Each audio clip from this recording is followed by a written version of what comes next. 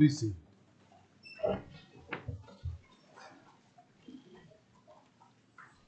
We sang Amazing Grace. And without a doubt, it's God's grace that has allowed us to come 20 years to this point. I want to tell you that for me personally, I love that hymn, but the third stanza has meaning for me. I have a vivid memory of being in the service at Parris Island as a young Marine recruit and singing Amazing Grace with the other Marines. And we would sing, His grace has led me safe thus far. And then they don't sing the last line. They all shout, His grace will lead me home. Because everybody at Parris Island doesn't want to be there. You know, they want to be home. Who wants to be at Parris Island? Crazy people. It's a horrible place. But I was thinking, do you believe that? Do you believe God's grace is what's leading us? In 1 Chronicles 17, we have God speaking to David and making a promise to him about what God was going to do through David in the future. And in verse 7 through verse 10, we find an explanation of what God was doing in David in bringing him to that point and working through him at that point. And then in verses 11 through the end of the section, verse 11 through 14, he's talking to David about what he would do in the future. And it leads me to the idea that God has been our ever-present help. You know, He's been with us in times past. In verse 7, the prophet speaking for God says, Now therefore you will say to David, Thus saith the Lord God of hosts, I took you from the sheepcote, from following the sheep, that you would be ruler over my people Israel. I have been with you wherever you have walked, cut off all your enemies from before you, and made you a name like the name of the great men that are in the earth. God formed us when we were nothing. God chose David when he was insignificant. God here is the Lord of the angelic armies, the Lord of hosts, which emphasizes His power, His sovereign control over the world. There's no greater king than King Jesus, than our God. He's the greatest of all the kings, the King of kings and Lord of lords. David was simply a shepherd boy. He had one of the worst jobs anyone could have. He was not of any importance when God chose him, which is kind of how God works. I mean, you remember what He said to the Corinthians. Not many mighty are called. Not many noble. Not many wise are called. God's selection of David was part of God's own gracious choosing. In fact, the prophet speaking for God says, I took you. That's God's sovereign will on display. That while David was personally insignificant, God in His perfect will reached down and chose David in His sovereign plan, and thus he became significant, didn't he? And we can say, God built us into what we are today. It wasn't by our hand that he did this. It was by His hand. God put David into a position of leadership. The purpose of David's selection would be leader over Israel. He wasn't simply a king. That's what the pagan nations had. He was more than king. He was leader. And God's expectation of David would be that he would lead the people as the representative of God. So whatever God's purpose is to do, in this case was to make David leader. Whatever God purposes to do, that He will do. There were probably 3 or 4 times at the beginning of our ministry where I thought about packing everything up and leaving. It was just too hard. It wasn't working. I mean, it was working, but not the way I expected it to work.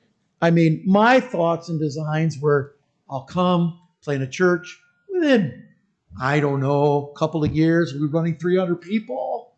We'll end up having a big Christian school. All these are the thoughts that run through a young pastor in his early 30s who thinks he's all that, right? Well, God had a better plan in mind. And it wasn't my plan, it was his plan. And whatever God purposes to do, that's what he's going to do. But to do it requires God's help. You see, God says, I'm with you, David, through your journey. I'm with you when you fight against your enemies. I'm with you to make your name famous in the earth. And it really is true that whatever good happens in the church, it's God who does it. It's not the pastor, it's not the deacons, it's not the church people. All the glory goes to him. So we can say, not only was God with us in times past, listen, he's with us today. Verse 9, I will ordain a place for my people Israel. I will plant them, and they will dwell in their place and shall be moved no more. Neither shall the children of wickedness waste them any more as at the beginning. And since the time I commanded judges to be over my people Israel, moreover, I will subdue all of your enemies. We can say assuredly God is directing our steps.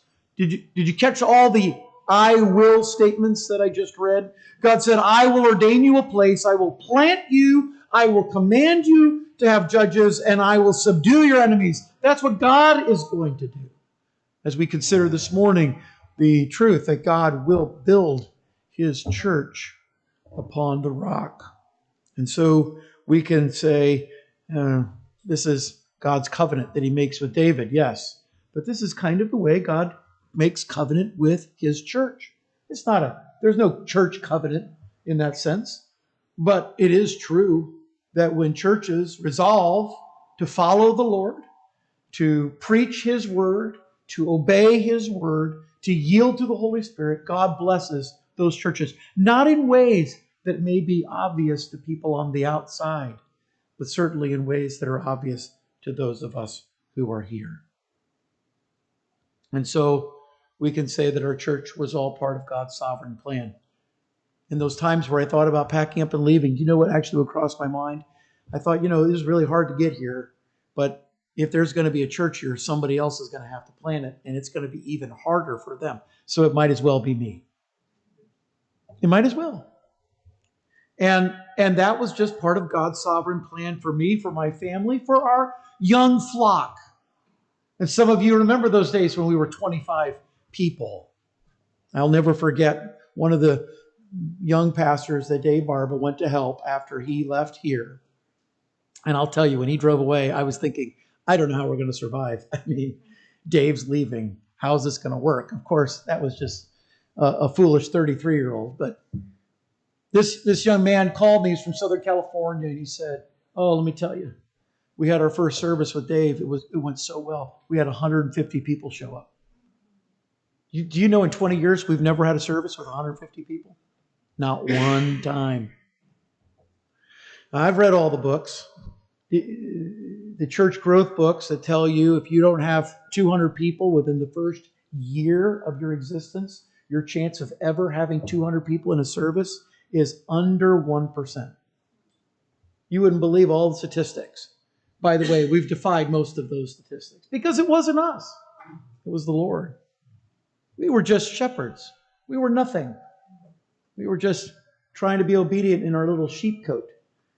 And then God says, well, okay, this is what I'm going to do with you. Because God has a plan for his people. And God does work to remove the blight of sin and the wicked who stand against them. God promises to remove our enemies. And so we can say that whatever we are by his sovereign power and control. A few months later, this pastor called me from California and he said, I've got bad news. I said, what's the bad news? He said, those 150 people, about 75 of them have gone. Well, I want to tell you, we were still running about 30 people back then. I thought, you have 45 more people than we do. You're still twice the size we are. And I'm encouraging you. You should be encouraging me. It was only maybe 3 or 4 weeks later I got a call from him. He said, I want you to know we closed our church on Sunday. They didn't even make it a year. So what happened? Well, we lost some more families. They were upset at something I said. Yeah, you got to get past that. I tried to explain to them, you're going to say things that are going to upset people. I mean, you talk a lot as a pastor, so you just have to get past that. But I had told him way back up, first conversation, if you've got 25 people after year one, praise God. He said, never going to happen. And he was right. They had 0 people at the end of year one because he had moved to Florida and taken another job. Stood up that Sunday and said, I want y'all to know I'm moving this week. My truck's already packed. Truck closed the church. Well, when you try to do it yourself, when you think it's all about you, that's what's going to happen. But when you say, this is the Lord's plan, or as the songwriter said, we just sang, He brought us safe thus far. Because God founded College Park Baptist Church. He established it. He chose the place for its beginning. He brought the people here, and so all the glory goes to Him alone. And just as God has been with us and is with us, I want to leave you one other thought. He will be with us in the days to come. I was thinking about this morning. If my dad and I were exchanging pleasantries about age. You caught his little joke. At lunch, Melanie says, I think a couple people thought that's how you talk. And she said that to her grandfather. That's just wonderful. No, but he surprised you, I guess, maybe. But this church's future is not me. It's not me. I may be here a year, 10 years, maybe 20 more years. But it's not me. I look around at some of you young adults. You're the future. I mean, I thought about this. I don't really look forward to this. But some of you are getting up in age. Okay? I'm just going to be honest with you. Some of you are old.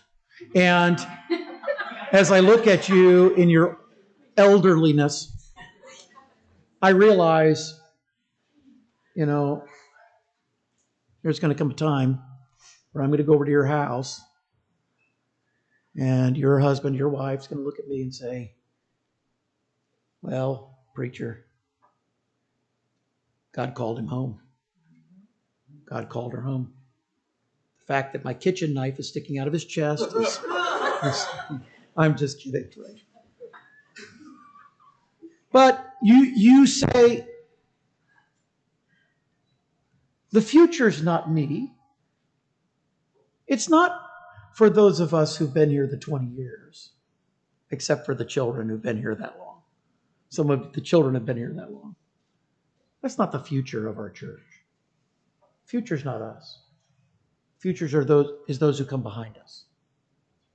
It's not the older deacons and the older music director. Notice I just said older. The older pastor, right? Middle-aged, upper middle-aged. That's not the future. Someday God will have a new preacher here, new pastor, new deacons, new Sunday school teachers. God will bring those people here. God will put them into those positions. And that'll be our future. And so I can say with confidence, He will ordain those who will follow after us. He says in verse 10, I will build you a house, and it will come to pass that when your days are expired, when you're dead, deader than dead, and you go to be with your fathers, I will raise up a seed after you, and he will be one of your sons, and I will establish his kingdom. Now, God promises to establish David's house. Much of what Isaiah writes later is to the house of David. But even after David's death, the house of David would continue. And the core idea is that God would raise up a son to David to establish a kingdom. Now, in the immediate context, you think of Solomon, but clearly we understand what he's talking about here is Jesus, that David would be dead with his fathers in the grave. But there would come one after him who would establish his kingdom. And I think that's even true for a church, that God ordains who follows after us. So that 10, 15, 20, 30 years from now, I mean, look, if I'm preaching here 30 years from now, do you understand I'd be 83 years old? No offense, Dad, because he's 83. But I'd be 83, right? 40 years from now, if I'm still preaching here, that's a problem. I'm just going to tell you. 93. I mean, I don't think I'm going to make it to 93, but if I'm 93, I should not be preaching here. If I'm still alive and the pastor wants to invite me, he'll have me come up and stand and smile and, with my not real teeth any longer and wave at whoever's here. You understand. But he will establish who he wants here. And he will, as long as we're faithful to him, he will establish that. And so just as he has been with us, so he will be with them. I'm actually a little sorry for those people. I really am, for a number of reasons. I'm sorry they didn't get to experience the struggle of being born as a church. Amy mentioned kind of being able to remember when some of you came to the church. I look at it as birth, and I remember when all of you were born. I do. I remember going over to John Pasui's house and him giving me trouble. Can you believe that? Asking me questions he thought would be hard. And Michelle in the background just laughing and saying, ignore him, Don't listen to him. I remember Tom and Tamara and Becky and I going out to Cracker Barrel to have breakfast or lunch. I remember when Pat and Terry came to church and I didn't know who was which, because the pastor who had recommended them to me said it was Pat and Terry. And I don't know if you've ever thought about this, but that could be either. And so I called on Terry to close in prayer, and she hit Patrick and said, he means you. And I found out after that, it's Patrick. Patrick, not Pat. So we figured that one out. But I remember those moments of you coming here. I'm sorry that there'll someday be a pastor here who doesn't remember that. I'm sorry there'll be someday members here who don't remember what it was like to stand here in this building when it was brand new and see what God had done and say, glory be to the Lord. I'm sorry that they won't have that experience like we've had. But we can say, isn't it great that the God who was with us is the same God who will be with them? And God promises David that he will establish his throne forever. Certainly that's not a promise we have as a church. The shelf life of a church, if you ever thought about it, it's about 50 years. If that's true, then our church has about 30 more years to live.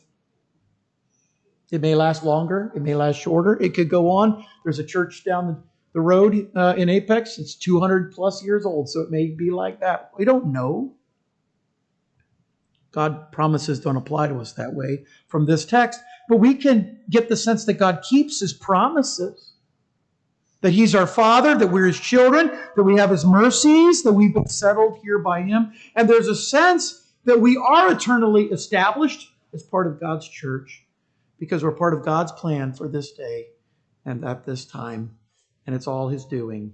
So we can say that God is with us and we are his children and he is with our children and he will be with their children. And as long as they follow him, our church will be established because God's grace has led us safe this far, and grace will lead us home. Tom, come and close us in prayer.